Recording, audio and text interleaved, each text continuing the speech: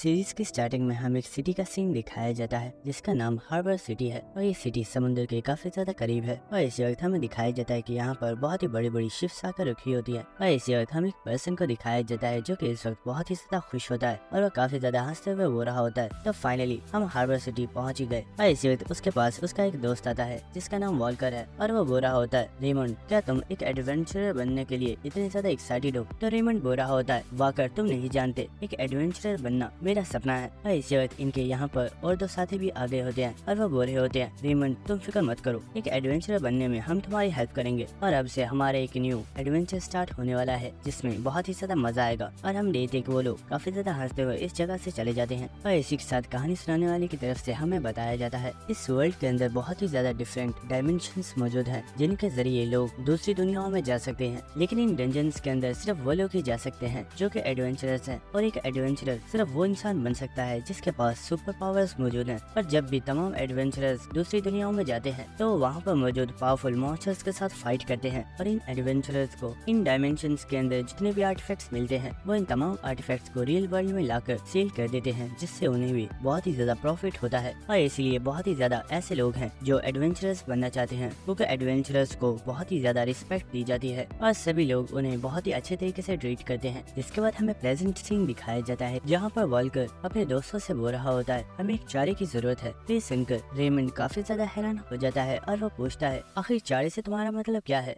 तो वॉल्कर उन्हें बताता है, रेमंड डंजन्स बहुत ही ज्यादा खतरनाक प्लेसेस हैं और डंजन्स के अंदर डेंजर लेवल बहुत ही ज्यादा हाई होता है, इसलिए हमें एक ऐसे स्लीव की जरूरत है कि अगर हम किसी प्रॉब्लम में भी फंस जाए तो हम उसे चारे के तौर पर यूज करके वहाँ से भाग सकते हैं। और इसी वक्त इनके ग्रुप में मौजूद एक लड़की बोलती है, वॉल्कर ने बिल्कुल ठीक कहा है, इसलिए हमें एक स्लीव खरीदने के लिए स्लीव मार्केट में चलना चाहिए। जिसके बाद हमें नेक्स्ट स्लीव मार्केट का सीन दिखाया जाता है जहाँ पर एक पर्सन वॉल्कर को स्लेव्स दिखा रहा होता है और वो बोल रहा होता है, मिस्टर एडवेंचरर आप फिक्र मत कीजिए, यहाँ पर जितने भी स्लेव्स हैं वो सभी बहुत ही ज्यादा अच्छे हैं और आप बहुत आसानी से इनसे अपनी बात मनवा सकते हैं। और जैसा कि आपने बोला है कि आपको चारे के तौर पर इस्तेमाल करने के लिए दो स्लेव्स चाहिए, तो मुझे लगता है कि आपको इन दो यंग लड़कों को चूज करना चाहिए। ये डंजन में आपके सामान को कैरी करने में भी आपकी हेल्प कर सकते हैं। ये सुनकर वॉल्कर भी मान जाता है और वो इन दोनों स्लेव्स को बाय कर लेता है। जिसके बाद हमें नेक्स्ट डंजन पोर्टल का सीन दिखाया जाता है जहाँ पर वॉल्कर और उसकी तमाम टीम मेंबर्स आ चुके होते हैं। और इसी के साथ वॉल्कर बोल रहा होता है, मुझे लगता है हम लोग बहुत ही ज्यादा लकी हैं क्योंकि अभी तक इस डंजन के अंदर कोई भी पर्सन नहीं गया है और शायद हमें यहाँ से काफी ज्यादा अच्छे आर्टिफैक्ट्स मिल सकते हैं। और इसी के साथ वो वहाँ दरख्त पर निशान लगा देता है और हम देखते हैं कि यहाँ पर उसकी टीम के जितने भी मेंबर्स होते हैं वो इस डंजन में जाने के लिए काफी ज्यादा एक्साइटेड होते हैं और सभी लोग एक साथ इस डंजन के अंदर एंटर हो जाते हैं। लेकिन जब ये लोग इस डंजन के अंदर आते हैं ये सभी काफी ज्यादा हैरान हो गए होते हैं और हमें दिखाया जाता है कि ये डंजन काफी ज्यादा ब्यूटीफुल होती है। और इस डंजन को देखकर रेमंड बोल रहा होता है, वाओ ये जगह तो बहुत ही ज्यादा ब्यूटीफुल है, मैंने ऐसा नजारा पहले कभी भी नहीं देखा। लेकिन वॉल्कर रेमंड से बोल रहा होता है, रेमंड तुम्हें इतना ज्यादा केयरलेस नहीं होना चाहिए, ये एक डंजन है इसलिए तुम सभी लोगों को रेडी रहना चाहिए, यहाँ पर कभी भी कोई भी मॉन्स्टर हमारे ऊपर अटैक कर सकता है। और हाँ, जिस गेट के जरिए हम इस डंजन के अंदर एंटर हुए हैं इस गेट के जरिए हम दोबारा यहाँ से वापस नहीं जा सकते, इसलिए हमें इस डंजन के दूसरे एग्जिट गेट को तलाश करना होगा। और वह सभी चलते हुए इस जगह से आगे बढ़ रहे होते हैं। लेकिन इसी वक्त हम देखते हैं कि एक मॉन्स्टर इस ग्रुप में मौजूद लड़की के ऊपर अटैक कर देता है और उसने उस लड़की को अपने मुंह के अंदर भर लिया होता है। और इस मॉन्स्टर को यहाँ पर देखकर सभी लोग काफी ज्यादा घबरा गए होते हैं। और इसी के साथ हमें दिखाया जाता है कि यहाँ पर सिर्फ एक मॉन्स्टर नहीं होता बल्कि इस जगह पर बहुत ही ज्यादा मॉन्स्टर्स मौजूद होते हैं और इन सभी ने इन तमाम लोगों को घेर लिया होता है। और ये देखकर वॉल्कर बोल रहा होता है, आखिर ऐसा कैसे पॉसिबल है, हम लोग अभी इस डंजन के अंदर एंटर हुए हैं और यहाँ पर इतने ज्यादा मॉन्स्टर्स आ चुके हैं, क्या ये सच में कोई ई रैंक डंजन है? अगर ये सच में एक ई रैंक डंजन है तो इसके अंदर इतने ज्यादा मॉन्स्टर्स कैसे हैं? और इस वक्त हम देखते हैं कि वॉल्कर अपने बो में एक फायर एरो को रेडी कर लेता है जिसे वो उस मॉन्स्टर के ऊपर शूट कर देता है जिसने उस लड़की को खाया था और वो एक ही अटैक में इस मॉन्स्टर को मार डालता है। और इसी के साथ वॉल्कर चिल्लाकर बोलता है, टेरर जल्दी करो और इन स्लेव्स को यहाँ पर बांध दो, हमें इस जगह से भागना होगा। तो सुनकर वो स्लेव्स काफी ज्यादा शॉक हो गए होते हैं और उनमें एक पर्सन बोल रहा होता है, आखिर तुम क्या कह रहे हो, तुम ऐसा नहीं कर सकते, हमें तो बताया गया था कि तुम लोग हमें यहाँ पर सिर्फ अपना सामान कैरी करने के लिए लेकर आए हो। फिर सुनकर टेरर बोल रहा होता है, अपनी बकवास बंद करो। और इसी के साथ हम देखते हैं कि वो लोग इन्हें चेन्स के साथ एक दरख्त के साथ बांध देते हैं और वो जख्मी लड़की को लेकर यहाँ से भागना स्टार्ट कर देते हैं। और ऐसे वक्त हम देखते हैं कि यहाँ पर जितने भी मॉन्स्टर्स मौजूद होते हैं वो इन स्लेव्स के ऊपर अटैक कर देते हैं और उन्होंने यहाँ पर एक स्लेव को मार डाला होता है। इसके बाद हमें वॉल्कर की टीम का सीन दिखाया जाता है जो कि इस वक्त भागते हुए उस जगह से बहुत ही ज्यादा दूर आगे होते हैं। और इसी के साथ वॉल्कर बोल रहा होता है हम इस डंजन को क्लियर नहीं कर सकते, हमें कुछ भी करके इस डंजन के एग्जिट गेट को तलाश करना होगा वरना हम सभी यहीं पर मारे जाएंगे। लेकिन इसी वक्त हम रेमंड को देखते हैं जो कि इस वक्त बहुत ही ज्यादा सदमे में होता है। लेकिन इसी वक्त टेरर उसे उसके गर्दन से पकड़ लेता है और वो बोल रहा होता है रेमंड बास्टर्ड, क्या तुम पागल हो गए हो? होश से काम लो वरना हम सभी लोग यहाँ पर मारे जाएंगे। ये वक्त घबराने का नहीं है, हमें कुछ भी करके एग्जिट गेट को तलाश करना है। और इसी के साथ वो उसे हिम्मत देते हुए बोलता है तुम फिक्र मत करो, मैं तुम्हें कुछ भी नहीं होने दूंगा और मैं तुम्हें प्रोटेक्ट करूंगा। लेकिन इसी वक्त हम देखते हैं कि टेरर के पीछे एक बहुत ही बड़ा मॉन्स्टर आ गया होता है जो कि टेरर के ऊपर एक बहुत ही जोरदार अटैक करके टेरर को यहीं पर किल कर देता है। और टेरर के मरते ही रेमंड और भी बहुत ज्यादा घबरा गया होता है और वह जमीन पर गिर जाता है। लेकिन इसी वक्त वॉल्कर अपने बो में एक बार फिर से फायर एरो को एक्टिवेट कर लेता है और वो इस मॉन्स्टर के ऊपर अटैक करने वाला होता है। लेकिन इसी वक्त वो मॉन्स्टर अपनी जबान के साथ वॉल्कर को उसकी गर्दन से पकड़ लेता है और वो इसे अपने मुंह के अंदर खींच लेता है और वो उसे बाइट करके यहीं पर मार डालता है। और ये देखकर रेमंड और भी बहुत ज्यादा घबरा गया होता है और वो यहाँ से भागने की कोशिश कर रहा होता है लेकिन वो जमीन पर गिर जाता है। और हम देखते हैं कि वो मॉन्स्टर बहुत ही ज्यादा हंसते हुए रेमंड की तरफ ही आ रहा होता है और इस वक्त वो मॉन्स्टर रेमंड के ऊपर भी अटैक कर देता है जिसकी वजह से रेमंड बहुत ही ज्यादा चिल्ला रहा होता है। लेकिन इसी के साथ हमें यहाँ पर किसी पर्सन को दिखाया जाता है जो कि दरख्त पर खड़ा होकर रेमंड को ही देख रहा होता है। और इसी के साथ हमें दिखाया जाता है कि रेमंड अब भी जिंदा होता है क्योंकि उस मॉन्स्टर ने रेमंड के पैरों को खा लिया होता है। और रेमंड ने यहाँ पर इस पर्सन को देख लिया होता है और वो बोलता है तुम तो वही स्लेव हो जिसे हम अपने साथ यहाँ पर लेकर आए थे, प्लीज मेरी हेल्प करो, मैं मरना नहीं चाहता, मेरे सभी दोस्तों को इन मॉन्स्टर्स ने मार डाला है, प्लीज मेरी हेल्प करो। लेकिन हम देखते हैं कि वो पर्सन यहाँ पर कुछ भी नहीं कर रहा होता। तो ये देखकर वो पर्सन काफी ज्यादा गिड़गिड़ाते हुए बोलता है प्लीज मैं तुमसे भीख मांगता हूँ, मुझे इस मॉन्स्टर से बचा लो। लेकिन हम देखते हैं कि इस पर्सन की बात सुनने के बाद भी उस स्लेव को यहाँ पर कोई भी फर्क नहीं पड़ा होता। और ये देखकर वो पर्सन चिल्लाते हुए बोलता है बास्टर्ड, क्या मुझे यहाँ पर मरता हुआ देखकर तुम्हें मजा आ रहा है? क्या तुम कोई साइको हो? आखिर तुम मेरी हेल्प क्यों नहीं करते? और हम देखते हैं कि इस पर्सन की ये बात सुनकर वो पर्सन स्माइल कर रहा होता है और इसी वक्त वो जंप करके जमीन पर आ जाता है। और इसी वक्त उस पर्सन ने यहाँ से एक स्पीयर को उठा लिया होता है और वो बोलता है मैं कोई साइको नहीं हूँ, लो मैं तुम्हें बचाने के लिए आ गया, लेकिन मुझे लगता है कि तुम्हें बचाने के लिए अब बहुत ही ज्यादा देर हो चुकी है। और इसी के साथ हम देखते हैं कि वो मॉन्स्टर रेमंड की बाकी बची हुई बॉडी को भी उठा लेता है और वो आहिस्ता आहिस्ता रेमंड को खा रहा होता है। और ये देखकर रेमंड हंसना स्टार्ट कर देता है और इस पर्सन को गाली देते हुए बोलता है बास्टर्ड, अगर हम यहाँ पर नहीं बच पाए तो बचोगे तुम भी नहीं, तुम भी यहीं पर मारे जाओगे क्योंकि अब अगला नंबर तुम्हारा है। और इसी वक्त हम देखते हैं कि वो मॉन्स्टर रेमंड को मुकम्मल तौर पर खा जाता है। इसके बाद हम देखते हैं कि वो मॉन्स्टर चलता हुआ इस स्लेव की तरफ आ रहा होता है और वो स्लेव भी इस मॉन्स्टर से फाइट करने के लिए बिल्कुल रेडी होता है। और इसी वक्त वो मॉन्स्टर इस स्लेव के ऊपर बहुत ही तेजी के साथ अटैक करने के लिए आ जाता है। लेकिन हम देखते हैं कि वो स्लेव बहुत ही तेजी के साथ उस मॉन्स्टर की बॉडी के ऊपर अटैक करके इस मॉन्स्टर की बॉडी में एक बहुत ही बड़ा छेद बना देता है और वो इसे यहीं पर किल कर देता है। और इसी के साथ वो पर्सन अपने बालों को सहलाते हुए बोलता है मैं एक बार पहले भी मर चुका हूँ और अब दोबारा मरने का मेरा कोई भी इरादा नहीं है। और इसी के साथ हमें इस पर्सन की शक्ल को दिखाया जाता है और दोस्तों यही हमारा मेन प्रोटैगनिस्ट है जिसका नाम अल्फा है। और इसी के साथ हमें एक प्रीवियस मेमोरी दिखाई जाती है और अल्फा हमें बता रहा होता है मेरी प्रीवियस लाइफ में वर्ल्ड का सबसे ज्यादा स्ट्रॉन्गेस्ट हंटर बन चुका था, लेकिन उस वक्त हमारे इस वर्ल्ड का एंड हो रहा था, लेकिन मैं अकेला एक ऐसा पर्सन था जो अपनी आखिरी सांस तक इन मॉन्स्टर्स के साथ फाइट करता रहा था। और इसी के साथ हमें दिखाया जाता है कि सामने वाले एरिया की तरफ से बहुत ही ज्यादा ड्रैगन्स उड़ते हुए यहाँ पर मौजूद हंटर्स की तरफ आ रहे होते हैं। और इसी के साथ हमें दिखाया जाता है कि इन तमाम मॉन्स्टर्स के अंदर बहुत ही ज्यादा पावरफुल ड्रैगन्स मौजूद होते हैं। और इसी के साथ इन तमाम ड्रैगन्स के अंदर इन सभी ड्रैगन्स का किंग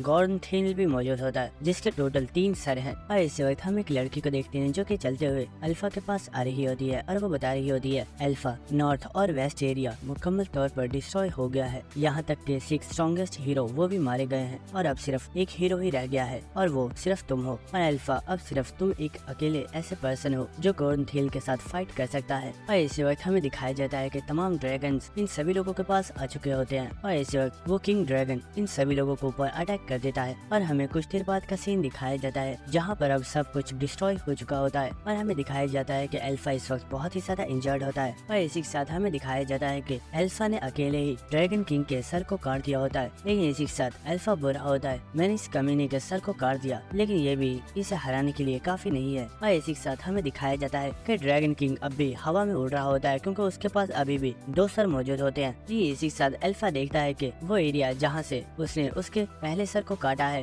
उस जगह से उसका हेड दोबारा से रीजनरेट हो रहा है। और ये देखकर अल्फा को बहुत ही ज्यादा गुस्सा आ रहा होता है और वो बोल रहा होता है, मैंने इतनी मुश्किल से इसके सर को काटा है ताकि मैं इसे मार पाऊँ, लेकिन ये दोबारा से अपने सर को रीजनरेट कर रहा है और अब तो मैं भी इससे फाइट नहीं कर सकता, तो क्या ये मेरा एंड है। और इसी के साथ अल्फा अपनी आईज को क्लोज कर लेता है और इसी वक्त वो ड्रैगन किंग भी बहुत ही तेजी के साथ अल्फा के ऊपर अटैक करने के लिए आ रहा होता है। और इसी वक्त अल्फा बहुत ही ज्यादा गुस्से में अपने पंच को जमीन पर मारता है और इसी के साथ वो बहुत ही ज्यादा गुस्से में बोल रहा होता है, क्या ये सच में इस वर्ल्ड का एंड है? क्या आज तक मैंने जो कुछ भी किया था वो सब कुछ सिर्फ वेस्ट था? और क्या मैंने खुद को इतना ज्यादा स्ट्रॉन्ग बनाया ताकि मैं यहाँ पर आकर इस ड्रैगन किंग से हार जाऊँ? और इसी के साथ अल्फा सोच रहा होता है, फिलिप मारा गया, यहाँ तक कि जेडन ने भी मेरे सामने अपना दम तोड़ दिया और सबसे लास्ट में एलेक्सिस, जिसने मुझे प्रोटेक्ट करने के लिए खुद को सेक्रीफाइस कर दिया। और इसी के साथ हम देखते हैं कि अल्फा यहाँ पर बहुत ही ज्यादा गुस्से में चिल्ला रहा होता है और इसी के साथ वो खड़ा हो जाता है और वो बोल रहा होता है, नहीं, ये सब कुछ यहाँ पर खत्म नहीं हो सकता, मैं अपने तमाम लोगों के सेक्रीफाइसेस को वेस्ट नहीं जाने दूंगा और मैं आज इस ड्रैगन किंग को मार कर रहूंगा। और इसी के साथ अल्फा यहाँ पर अपने लास्ट मैजिक को रेडी कर रहा होता है और हम देखते हैं कि अल्फा ने यहाँ पर एक बहुत ही ज्यादा पावरफुल एरो बना लिया होता है और वो उसे शूट करने वाला होता है, लेकिन अपनी लिमिट को बहुत ही ज्यादा पुश करने की वजह से अल्फा की तमाम मेरिडियंस टूट जाती हैं, जिसकी वजह से वो और भी बहुत ज्यादा इंजर्ड हो जाता है। और इस वक्त हम देखते हैं कि वो ड्रैगन किंग अपने मुंह में से अल्फा के ऊपर एक बहुत ही ज्यादा पावरफुल अटैक कर देता है और ये अटैक सीधा जाकर अल्फा के साथ टकरा जाता है। और इसी के साथ अल्फा सोच रहा होता है, काश मैं थोड़ा सा और ज्यादा स्ट्रॉन्ग होता तो आज मैं इस ड्रैगन किंग को भी हरा देता। और इस वक्त हम देखते हैं कि अल्फा की आईज ओपन हो जाती हैं और हमें दिखाया जाता है कि अल्फा इस वक्त बिल्कुल ठीक होता है और इस चीज की वजह से अल्फा भी बहुत ही ज्यादा शॉक हो गया होता है। लेकिन इस वक्त कोई पर्सन उसके ऊपर चिल्लाते हुए बोल रहा होता है, बेवकूफ कचरे कहीं के, तुम्हें यहाँ पर तब तक काम करना होगा जब तक तुम लोग मर नहीं जाते। और इस पर्सन को देखकर अल्फा बहुत ही ज्यादा हैरान हो रहा होता है और वो सोच रहा होता है, ये पर्सन तो वो मर्चेंट है जिसके पास आज से कई साल पहले मैं एक स्लेव था, लेकिन आखिर ये पर्सन यहाँ पर कैसे है। और इस वक्त अल्फा अपने साथ खड़े लोगों को देखता है जिन्हें स्लेव्स की तरह बांधा हुआ होता है और इन्हें देखकर अल्फा सोच रहा होता है, क्या ये सभी लोग स्लेव हैं? लेकिन आखिर मैं यहाँ पर क्या कर रहा हूँ? मैं तो बैटलफील्ड पर मौजूद था। लेकिन इसी वक्त अल्फा जब यहाँ पर मौजूद एक बोर्ड पर लिखे हुए साइन को पढ़ता है तो उसे पता चलता है कि वो इस वक्त एक स्लेव मार्केट के अंदर मौजूद है और इस चीज से अल्फा बहुत ही ज्यादा हैरान हो गया होता है। लेकिन इसी वक्त उसके पास खड़ा वो मर्चेंट उससे बोल रहा होता है, क्या तुम्हें मेरी बात समझ आई? जब तक तुम मर नहीं जाते तुम्हें यहाँ पर काम करना होगा क्योंकि तुमने अभी तक अपने डेबिट को पे नहीं किया है। लेकिन अल्फा उसे सिर्फ घूरते ही जा रहा होता है और ये देखकर उस पर्सन को काफी ज्यादा गुस्सा आ गया होता है और वो अल्फा को एक बहुत ही जोरदार पंच मार देता है। इसके बाद हमें नेक्स्ट सीन दिखाया जाता है। हम देखते हैं कि यहाँ पर वॉल्कर आ गया होता है जो कि स्लेव्स को बाय करने के लिए यहाँ पर आया था। और इसी के साथ हम अल्फा को देखते हैं जो कि सोच रहा होता है, मैं लास्ट बैटल से 6 साल पहले अपनी प्रीवियस लाइफ में रीइंकार्नेट हो चुका हूँ और मुझे नहीं पता ये सब कुछ कैसे हुआ है, लेकिन क्या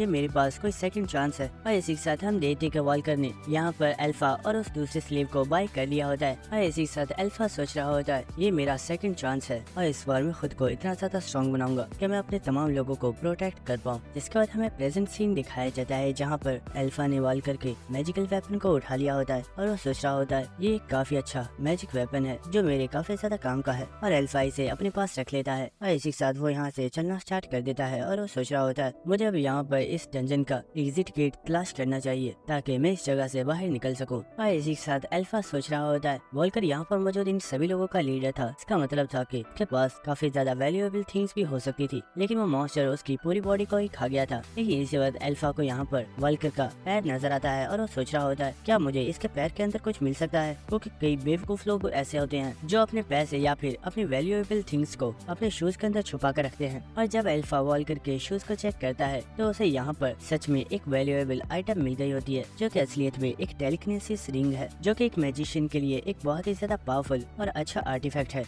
लेकिन इसी वक्त अल्फा को कुछ महसूस होता है और वह देखता है कि यहाँ पर और भी बहुत ही ज्यादा मॉन्स्टर्स आ चुके होते हैं और इन्हें देखकर अल्फा सोच रहा होता है, यहाँ पे ये तमाम मॉन्स्टर्स ब्लड को स्मेल करके आए हैं। और इसी वक्त हम देखते हैं कि वो तमाम मॉन्स्टर्स बहुत ही तेजी के साथ अल्फा के ऊपर अटैक कर देते हैं और अल्फा अपने स्पेयर के साथ इन मॉन्स्टर्स को मार रहा होता है। लेकिन इसी वक्त एक मॉन्स्टर अपनी जबान के साथ अल्फा के स्पेयर के ऊपर अटैक करके उसके स्पेयर को तोड़ देता है और ये देखकर अल्फा काफी ज्यादा हैरान हो गया होता है। लेकिन इसी वक्त एक मॉन्स्टर बहुत तेजी से अल्फा के ऊपर अटैक कर देता है और वो अल्फा के सर को खाने वाला होता है। लेकिन इस वक्त अल्फा ने अपनी मैजिक पावर्स को एक्टिवेट कर दिया होता है और इस वक्त वो उस मैजिक वेपन के जरिए उस मॉन्स्टर के ऊपर फायर एरो के साथ अटैक करके उसे भी मार डालता है। और इसी के साथ अल्फा सोच रहा होता है ये सच में काफी ज्यादा क्लोज था, मैं अभी मरते मरते बचा हूँ। और इसी के साथ हम देखते हैं कि अल्फा ने जो अटैक किया होता है वो फायर एरो सीधा ही उड़ता हुआ जा रहा होता है। तो ये देखकर अल्फा सोचता है मुझे अपने फायर एरोज को इस तरह से वेस्ट नहीं करना चाहिए और इसी वक्त वो अपनी न्यू रिंग को एक्टिवेट कर देता है और हम देखते हैं कि वो टेलीकिनेसिस के जरिए अपने फायर एरो को कंट्रोल कर पा रहा होता है, जिसके जरिए वो यहाँ पर मौजूद तमाम मॉन्स्टर्स को किल कर देता है। और इसी के साथ अल्फा सोच रहा होता है यहाँ पर इन मॉन्स्टर्स की तादाद बहुत ही ज्यादा है, मुझे जल्दी से इन सभी को खत्म करना होगा। और इसी वक्त अल्फा दोबारा से अपने फायर एरो को एक्टिवेट कर रहा होता है, लेकिन अल्फा को पता चलता है कि उसके मैजिक वेपन के ऊपर कुछ देर का कूल डाउन लग गया है, जिसकी वजह से वो काफी ज्यादा हैरान हो गया होता है। और इस वक्त कुछ मॉन्स्टर्स ने उसके ऊपर अटैक किया होता है, लेकिन वो बहुत ही तेजी से इस अटैक को डॉज कर लेता है। और इस वक्त कुछ और मॉन्स्टर्स अल्फा के ऊपर अटैक कर रहे होते हैं, लेकिन अल्फा अपने मैजिक वेपन के साथ इन मॉन्स्टर्स के साथ फाइट करना स्टार्ट कर देता है और वो एक मॉन्स्टर के ऊपर अटैक करते हुए उस मॉन्स्टर को बहुत ही जोर से किक मारकर वहाँ से काफी ज्यादा पीछे हो जाता है। और इस वक्त वो नोटिस करता है कि उसके मैजिकल वेपन के ऊपर से कूल डाउन हट चुका है। और इस वक्त अल्फा अपने मैजिक वेपन को यूज करते हुए एक और बहुत ही ज्यादा पावरफुल फायर एरो शूट कर देता है। और इसी के साथ अल्फा अपनी टेलीकिनेसिस रिंग को एक्टिवेट कर देता है और वो अपने इस फायर एरो को कंट्रोल करते हुए यहाँ पर मौजूद तमाम मॉन्स्टर्स को मारना स्टार्ट कर देता है। और हम देखते हैं कि उसने बहुत ही आसानी से सिर्फ एक एरो के साथ यहाँ पर मौजूद तमाम मॉन्स्टर्स को किल कर दिया होता है। लेकिन इसी वक्त अल्फा को किसी पर्सन की आवाज आती है और इस आवाज को सुनकर अल्फा काफी ज्यादा हैरान होता है और वो देखता है कि ये पर्सन और कोई नहीं बल्कि वही लड़की है जिसके ऊपर सबसे पहले मॉन्स्टर्स ने अटैक किया था। और इसे जिंदा देखकर अल्फा सोच रहा होता है इसके ऊपर सबसे पहले मॉन्स्टर्स ने अटैक किया था, लेकिन ये अभी तक जिंदा है। और इसी वक्त वो लड़की अल्फा से बोलती है तुम कोई नॉर्मल स्लेव नहीं हो, क्योंकि एक नॉर्मल स्लेव कभी भी अपनी पूरी लाइफ में मैजिकल सर्कल्स को अवेकन नहीं कर पाता। आखिर तुम कौन हो और तुम हमारे साथ यहाँ पर क्यों आए? लेकिन इसी के साथ वो लड़की बोलती है कहीं ऐसा तो नहीं कि हमारे साथ ये जो कुछ भी हुआ है ये सब कुछ पहले से ही तुम्हारी स्कीम थी और ये सब चीजें तुमने पहले से ही प्लान की हुई थी। तो ये सुनकर अल्फा कुछ भी नहीं बोल रहा होता और वो लड़की बोल रही होती है आखिर तुम कुछ बोलते क्यों नहीं, क्या ये सब कुछ तुम्हारा प्लान था? लेकिन अल्फा उस लड़की से बोलता है यहाँ पर तुम सब लोगों के साथ जो कुछ भी हुआ है इसमें से कुछ भी मेरा प्लान नहीं था। और सच तो ये है कि अगर ये मॉन्स्टर तुम लोगों के ऊपर अटैक नहीं करते तो मैं खुद तुम सभी को मार डालता, क्योंकि तुम जैसे घटिया लोग जो कि एक इंसान को एक चारे के तौर पर यूज करते हैं उन्हें जिंदा रहने का कोई भी हक नहीं है। और ये बात सुनकर उस लड़की को काफी ज्यादा गुस्सा आ रहा होता है। लेकिन इसी वक्त हम देखते हैं कि अल्फा अपने मैजिक वेपन को एक्टिवेट कर लेता है और अल्फा इस लड़की को यहीं पर कहीं कर देता है, जिसके बाद हमें नेक्स्ट सिटी का सीन दिखाया जाता है और कोई पर्सन सड़क पर चल रहा होता है जिसे देखकर आसपास मौजूद सभी लोग काफी ज्यादा हैरान हो रहे होते हैं और वो कह रहे होते हैं आखिर ये पर्सन कौन है, क्या ये एक स्लेव है? लेकिन आखिर ये यहाँ पर क्या कर रहा है? इसे तो स्लेव मार्केट में होना चाहिए था, क्या ये वहाँ से भागकर यहाँ पर आया है? और हमें दिखाया जाता है कि ये पर्सन और कोई नहीं बल्कि हमारा अल्फा होता है। और इसी के साथ अल्फा चलते हुए सोच रहा होता है मैं सिर्फ एक स्लेव हूँ और मैं ज्यादा टाइम तक गवर्नमेंट के लोगों से नहीं बच सकता, इसलिए कुछ भी करके मुझे सबसे पहले खुद को आजाद करवाना होगा, वरना मुझे अरेस्ट करके दोबारा से स्लेव मार्केट में भेज दिया जाएगा। और इसी वक्त अल्फा एक जगह पर आकर रुक जाता है और हम देखते हैं कि वो इस वक्त एक बहुत ही बड़ी बिल्डिंग के सामने खड़ा हुआ होता है। और इसी के साथ हमें इस बिल्डिंग के अंदर का सीन दिखाया जाता है जहाँ पर एक पर्सन अपने लीडर को बता रहा होता है मिस्टर एबिस एक स्लेव डंजन में से जिंदा वापस आया है और जिन टीम मेंबर्स ने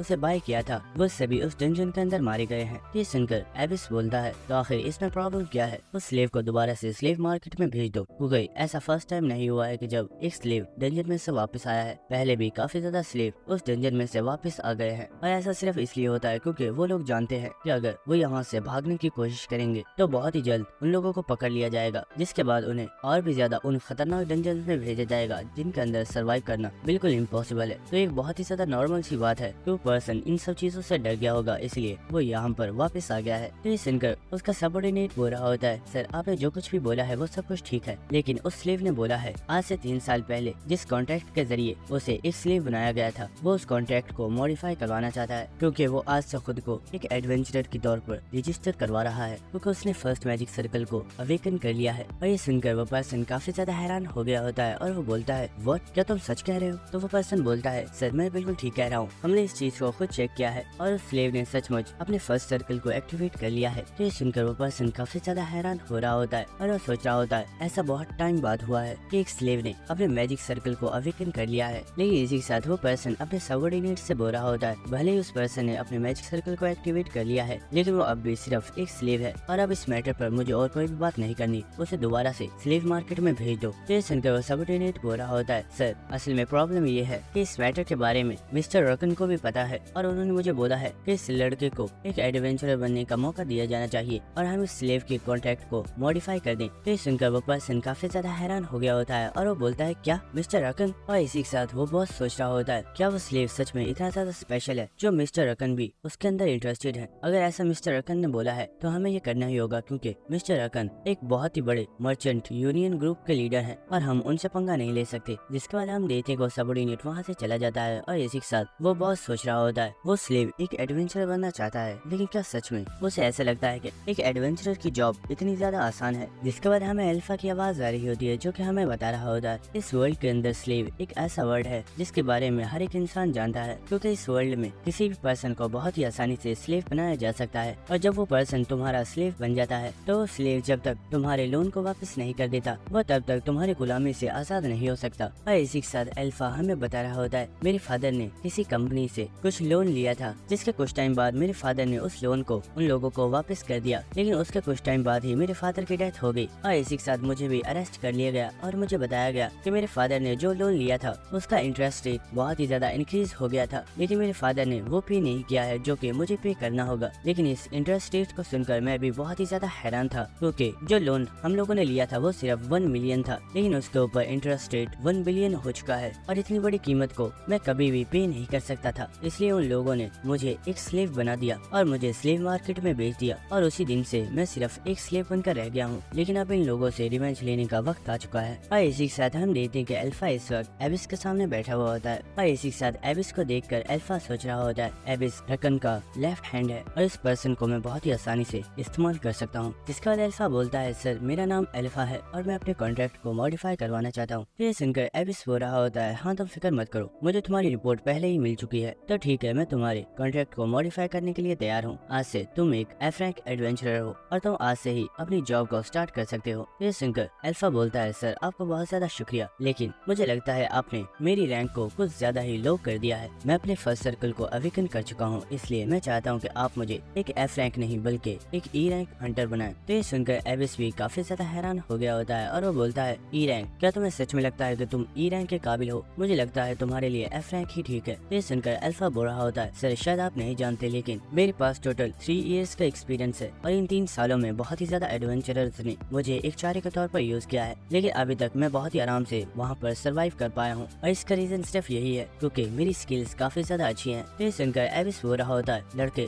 मैं जानता हूँ तुम क्या कहना चाहते हो। तुम ये कह रहे हो कि तुमने 3 इयर्स में काफी ज्यादा एक्सपीरियंस गेन किया है और इसीलिए तुम्हारी रैंक हाई होनी चाहिए, लेकिन ये भूलो मत कि तुम सिर्फ एक स्लेव हो और तुम एक स्लेव से एक एडवेंचरर बनना चाहते हो, जो कि बिल्कुल इम्पॉसिबल है, लेकिन फिर भी हम इस चीज को अलाउ कर रहे हैं। तो ये सुनकर अल्फा सोच रहा होता है, यहाँ पर इस पर्सन की बात बिल्कुल ठीक है, ऐसा पहले कभी भी नहीं हुआ है कि एक स्लेव एक एडवेंचरर बन पाया हो, तो क्या मुझे इस एफ रैंक को एक्सेप्ट कर लेना चाहिए। लेकिन इसी वक्त हम देखते हैं कि एबिस हंसते हुए अल्फा से बोलता है, तुम्हें इतना ज्यादा परेशान होने की जरूरत नहीं है, मैं जानता हूँ तुम्हारे अंदर बहुत ही ज्यादा हिम्मत है और अगर तुम चाहो तो तुम अपनी स्किल्स को मुझे प्रूव कर सकते हो, क्योंकि मेरे पास तुम्हारे लिए एक मिशन भी मौजूद है। और इसी के साथ वो उसे एक डंजन के बारे में बताते हुए बोलता है, इस डंजन के अंदर अभी तक टोटल 12 टीम्स जा चुकी हैं, लेकिन उनमें से कोई भी अभी तक जिंदा वापस नहीं आया है और अगर तुम इस डंजन में जाकर इस डंजन में सर्वाइव कर लेते हो तो फिक्र मत करो, मैं तुम्हारी रैंक को अप कर दूंगा। और इसी के साथ हम रेते को यहाँ पर काफी ज्यादा स्माइल कर रहा होता है और ये देखकर अल्फा सोच रहा होता है, मैं जानता था ये इस कमीने का प्लान है, इसका मकसद ये है कि अगर मैं एक एडवेंचरर ही क्यों ना बन जाऊँ, लेकिन ये आगे भी मुझे एक स्लेव की तरह ही इस्तेमाल करना चाहता है, लेकिन मैं ऐसा कुछ भी नहीं होने दूंगा। जिसके बाद हमें नेक्स्ट सीन दिखाया जाता है जहाँ पर अल्फा उस टीम के पास आ गया होता है जो कि इस डंजन के अंदर जाने वाली है। और इस वक्त उन लोगों में से एक पर्सन जिसका नाम चैव है वो अल्फा से बोल रहा होता है, हमें तुम्हारे बारे में इंफॉर्मेशन मिल गई है, तुम एक न्यू एडवेंचरर हो और एज ए एडवेंचरर ये तुम्हारी फर्स्ट रेड होने वाली है। और इसी के साथ वो उसे अपने साथियों से मिलाता है और वो बोल रहा होता है, ये तीनों मेरे दोस्त हैं और इसी के साथ ये हमारे टीम के मेंबर्स भी हैं। अच्छा ये बताओ तुम किस टाइप के मैजिक को यूज कर पाते हो। तो अल्फा बोलता है, मैं 5 टाइप का मैजिक को यूज कर सकता हूँ। लेकिन इसी वक्त यहाँ पर एक और लड़का आ गया होता है और वो बोलता है, हे अल्फा, मैंने सुना है कि कुछ मैजिशियंस ऐसे भी होते हैं जो कि सिर्फ एक एलिमेंट को नहीं बल्कि 5 एलिमेंट की पावर्स को यूज कर पाते हैं, तो क्या तुम इसे यूज कर सकते हो। तो अल्फा बोलता है, नहीं मैं ऐसा नहीं कर सकता, मैं सिर्फ एक फायर मैजिक को ही यूज कर सकता हूँ। लेकिन आखिर तुम ये बात क्यों पूछ रहे हो। ये सुनकर जेफ बोल रहा होता है, अल्फा तुम्हें इस पर इतना ज्यादा ध्यान देने की जरूरत नहीं है और वैसे भी हमारा मिशन सिर्फ इतना है कि अब अभी तक जितने भी टीम्स इस डंजन के अंदर गई हैं, हमें उन सभी के तमाम आर्टिफैक्ट्स को कलेक्ट करके इस डंजन से बाहर लाना है, क्योंकि वो तमाम आर्टिफैक्ट्स ही काफी ज्यादा कीमती है। तो ये बात सुनकर वो व्हाइट हेयर वाला लड़का बोल रहा होता है, हे चेव, क्या हम ऐसा नहीं कर सकते कि जितने भी आर्टिफैक्ट्स हैं उन्हें बाहर लाने के बाद उन्हें बेचकर सारे पैसे हम लोग ही रख लें, क्योंकि हर एक आर्टिफैक्ट तकरीबन 7 से 8,000 डॉलर का होगा। लेकिन इन आर्टिफैक्ट्स के बदले में ये गिल्ड वाले हमें सिर्फ 300 से 400 डॉलर ही पे करने वाले हैं। तो सुनकर चेव बोल रहा होता है, अपनी बकवास बंद करो, ये हमारा मिशन है और हमें बस इसे कंप्लीट करना है। जिसके बाद वो सभी लोग इस डंजन के अंदर एंटर हो जाते हैं और हमें डंजन के अंदर का सीन दिखाया जाता है, जहाँ पे ये सभी लोग आपस में बातें कर रहे होते हैं। और इसी के साथ चेव बोल रहा होता है, हमें सबसे पहले एक सेफ एरिया पर अपने रुकने के लिए कोई जगह बनानी होगी, ताकि कोई भी मॉन्स्टर हमारे ऊपर अटैक न कर पाए। और हम देखते हैं कि इन लोगों ने अपने पास से काफी ज्यादा सामान निकाल लिया होता है और हम देखते हैं कि इन्होंने कुछ देर में यहाँ पर अपने रुकने के लिए एक काफी अच्छा सेटअप कर लिया होता है। जिसके बाद चेव इन सभी लोगों से बोल रहा होता है, थाई, मैक्स और राव, तुम तीनों एक टीम में रहोगे और मैं और अल्फा हम दोनों एक टीम में हैं। और अभी के लिए तुम लोग इस टेंट पर रुको और हम लोग जाकर इस डंजन के अंदर विजिट करके आते हैं। और हम देखते हैं कि चेव और अल्फा दोनों ही इस फॉरेस्ट के अंदर चले जाते हैं। और इसी के साथ चलते हुए ये लोग आपस में बातें कर रहे होते हैं। और इसी के साथ चेव बोल रहा होता है, हम लोग इस फॉरेस्ट में बहुत ही ज्यादा दूर तक आ चुके हैं, लेकिन अभी तक हमने एक भी मॉन्स्टर को नहीं देखा है। यहाँ तक कि यहाँ पर उन हंटर्स में से किसी एक का भी अभी तक हमें कोई भी आर्टिफैक्ट नहीं मिला है। लेकिन आखिर ऐसा कैसे पॉसिबल है? ये सुनकर अल्फा बोल रहा होता है, टीम लीडर, मैं इस वक्त काफी ज्यादा नर्वस हूँ, क्या आप नर्वस नहीं हो? ये सुनकर चेव बोल रहा होता है, अल्फा, तुम्हें इतना ज्यादा नर्वस होने की जरूरत नहीं है, ये तुम्हारी फर्स्ट एड है, इसलिए तुम इतने ज्यादा परेशान हो। और इसी के साथ वो हंसते हुए अल्फा से बोलता है, तुम फिक्र मत करो, अगर तुम किसी प्रॉब्लम में फंसे तो मैं तुम्हें बचा लूंगा और मैं तुम्हें कुछ भी नहीं होने दूंगा। लेकिन इसी के साथ वो अल्फा को देखता है कि अल्फा तो यहाँ पर किसी चीज को देख रहा होता है। तो चेव उससे पूछता है, अल्फा क्या हुआ, क्या कोई प्रॉब्लम है? तो अल्फा बोलता है, सर मुझे पहले लगा था कि शायद ये यहाँ पर किसी पर्सन के निशान है, लेकिन शायद मैं गलत था। मेरे ख्याल से अब हमें यहाँ से वापस चलना चाहिए। जिसके बाद हमें नेक्स्ट सीन दिखाया जाता है, जहाँ पर ये सभी लोग आग जलाकर उसके आसपास बैठे हुए होते हैं और इसी के साथ उनके साथी पूछ रहे होते हैं, टीम लीडर, क्या आपको सच में इस पूरे फॉरेस्ट में कोई भी मॉन्स्टर नहीं मिला? तो चेव बोल रहा होता है, इडियट्स, ये बात बिल्कुल सच है, अगर मुझे कोई मॉन्स्टर मिला होता तो हम यहाँ पर कभी भी अपनी फूड को वेस्ट नहीं करते और हम उन मॉन्स्टर्स को ही किल करके खा रहे होते। और इसी के साथ हम देखते हैं कि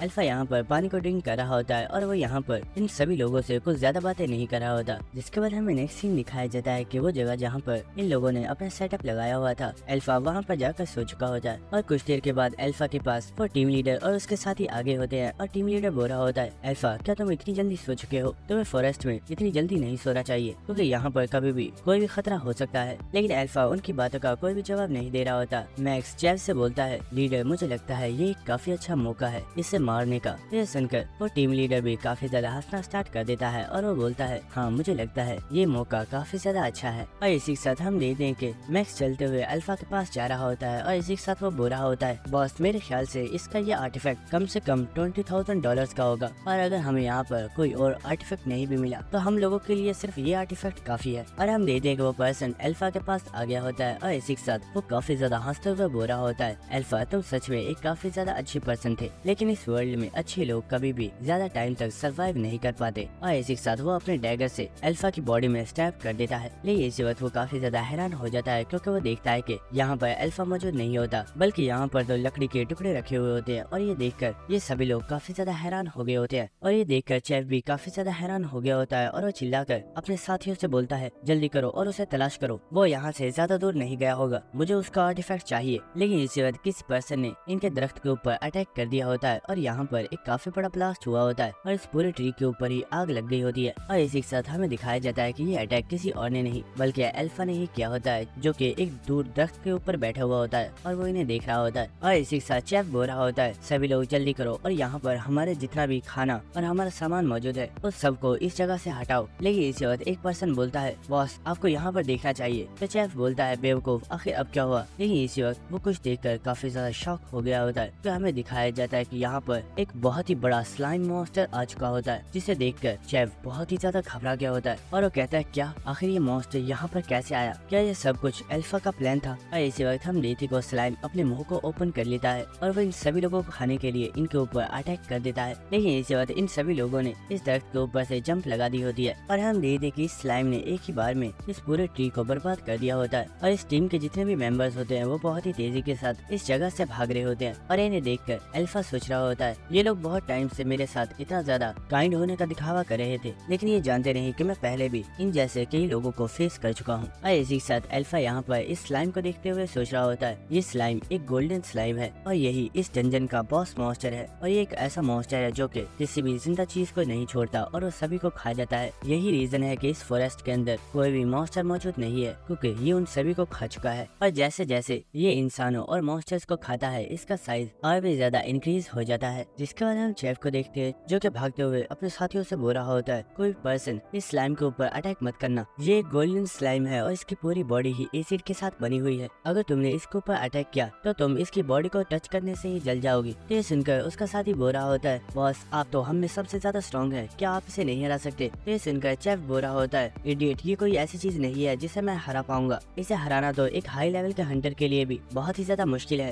और इसी वक्त हम देखते हैं कि वो मॉन्स्टर इन लोगों के ऊपर अपने एसिड को थ्रो करता है, लेकिन चेफ ने इस अटैक को डॉज कर लिया होता है। और ये देखकर उसका साथी काफी ज्यादा शॉक हो गया होता है और वो बोल रहा होता है बॉस आखिर ये क्या था? तो चेफ बोल रहा होता है ये गोल्डन स्लाइम अपने मुंह से एसिड एरोज को थ्रो कर सकता है, लेकिन एक एरो को थ्रो करने के बाद इसके ऊपर 1 मिनट का कूल डाउन लग जाता है और ये 1 मिनट तक अपने एरो को दोबारा यूज नहीं कर सकता। और हम देखते हैं कि सभी लोग दोबारा से यहाँ से भागना स्टार्ट कर देते हैं। और इसी के साथ मैक्स बोल रहा होता है बॉस आपने बोला है कि 1 मिनट तक ये स्लाइम अपने एरोज को अटैक नहीं कर सकता। मुझे लगता है कि इस मॉन्स्टर को मारने के लिए ये काफी ज्यादा अच्छा मौका है क्योंकि मुझे इस मॉन्स्टर का कोर नजर आ रहा है और अगर हमने इसके कोर को डिस्ट्रॉय कर दिया तो ये मॉन्स्टर भी खत्म हो जाएगा। और इसी वक्त मैक्स बहुत ही तेजी के साथ इस मॉन्स्टर की तरफ भागना स्टार्ट कर देता है, लेकिन ये देखकर जैब उसे आवाज लगा रहा होता है और वो बोल रहा होता है मैक्स यहीं पर रुक जाओ, तुम उसे नहीं हरा पाओगे, वो मॉन्स्टर बहुत ही ज्यादा डेंजरस है। लेकिन हम देखते हैं कि मैक्स बहुत ही तेजी के साथ जंप करते हुए उस मॉन्स्टर के ऊपर अटैक करने के लिए चला जाता है, लेकिन वो मॉन्स्टर दोबारा से अपने एसिड को मैक्स के ऊपर थ्रो करके उसे यहीं पर किल कर देता है। और ये देखकर जैब बहुत ही ज्यादा शॉक हो गया होता है और वो बोल रहा होता है आखिर ये कैसे पॉसिबल है, अभी इसकी स्किल के कूल डाउन को खत्म होने में हाफ मिनट बाकी था तो इसने दोबारा से अपने एसिड एरो को इस्तेमाल कैसे किया? लेकिन इसी वक्त हम देखते कि वो स्लाइम इन सभी लोगों को ऊपर अपने बहुत ही ज्यादा एसिड को थ्रो कर देता है और वो अपने एसिड के साथ इन सभी लोगों को मार डालता है। जिसके बाद वो मॉन्स्टर चलता हुआ वहाँ से जा रहा होता है और इसे देखकर अल्फा सोच रहा होता है इस मॉन्स्टर की स्किल के ऊपर जो कूल डाउन था वो अब खत्म हो चुका है क्योंकि ये अभी तक इसे मारने के लिए आए हुए तमाम हंटर्स के पावरफुल आर्टिफैक्ट्स को खा चुका है और काफी ज्यादा आर्टिफैक्ट्स को खाने की वजह से इसकी स्किल के ऊपर से वो कूल डाउन खत्म हो चुका है और ये कभी भी अब अपनी स्किल को यूज कर सकता है। और इसी के साथ हम देखते हैं कि वो मॉन्स्टर चलता हुआ वहाँ से जा रहा होता है और इसी के साथ अल्फा सोच रहा होता है इस मॉन्स्टर को हराना बहुत ही ज्यादा मुश्किल है, लेकिन अगर मुझे खुद को प्रूव करना है तो मुझे इस मॉन्स्टर को हराना ही होगा। और इसी के साथ अल्फा स्माइल कर रहा होता है। इसके बाद हम देखते हैं कि वो मॉन्स्टर एक जगह पर रुका हुआ होता है और अचानक उसकी बॉडी के ऊपर एक बहुत ही ज्यादा पावरफुल फायर एरो आकर लगता है जिससे उसकी बॉडी काफी ज्यादा डिस्ट्रॉय हो गई होती है, लेकिन उस मॉन्स्टर को इससे इतना ज्यादा फर्क नहीं पड़ा होता। और हम देखते हैं कि ये अटैक अल्फा ने किया होता है और वो बोल रहा होता है मुझे लगता है तुम्हारे कोर को सामने लाने के लिए एक अटैक काफी नहीं होगा बल्कि मुझे 4 या फिर 5 अटैक करने होंगे। और इसी के साथ हम देखते हैं कि अल्फा ने अपने चाकू को एक रस्सी के साथ अपने साथ बांध लिया होता है और इसी के साथ वो अपने चाकू को निकाल लेता है और वो हंसते हुए बोल रहा होता है वैसे ये मैटर नहीं करता कि मैं तुम्हारे ऊपर कितने अटैक करता हूँ, मैटर ये करता है कि मैं तुम्हें यहाँ पर मारने वाला हूँ। और इसी वक्त वो स्लाइम अल्फा के ऊपर बहुत ही ज्यादा एसिड के साथ अटैक करता है, लेकिन अल्फा इस दरख्त से जंप कर देता है, लेकिन वो मॉन्स्टर अब भी अल्फा के ऊपर एसिड थ्रो कर रहा होता है। लेकिन इसी वक्त अल्फा अपनी रिंग को यूज करके अपने डैगर को दूर एक दरख्त के ऊपर थ्रो कर देता है और वो बहुत तेजी से इन तमाम एसिड अटैक से खुद को बचा लेता है। और इसी वक्त अल्फा अपने फायर एरो को एक्टिवेट करता है और वो मॉन्स्टर के ऊपर इस फायर एरो से अटैक कर देता है। और इसी वक्त वो मॉन्स्टर भी अल्फा के ऊपर एक बहुत ही ज्यादा पावरफुल अटैक करता है, लेकिन अल्फा बहुत ही तेजी के साथ इस अटैक को भी डॉज कर लेता है।